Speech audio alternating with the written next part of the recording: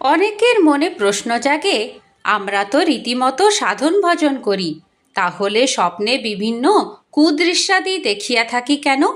ঠাকুর বললেন, স্বপ্নে যে কুদৃশ্যাদি দেখিয়া থাকো তাহারও বিশেষ কারণ আছে। কোনো কোনো ঔষধ সেবনে যে রোগ বৃদ্ধি হয় তাহার কারণ ঔষধে শরীরস্থ রোগের বীজ বাহির করিয়া দিয়া উহার জড় মারিয়া দেয়। তদ্রূপ ভগবত ভক্তেরও ভগবানের কৃপায় মনে যে জন্ম জন্মান্তরের ভোগ সংস্কার থাকে ও যে কর্মফল সঞ্চিত থাকে, স্বপ্নে তাহার ক্রিয়া হইয়া যায়।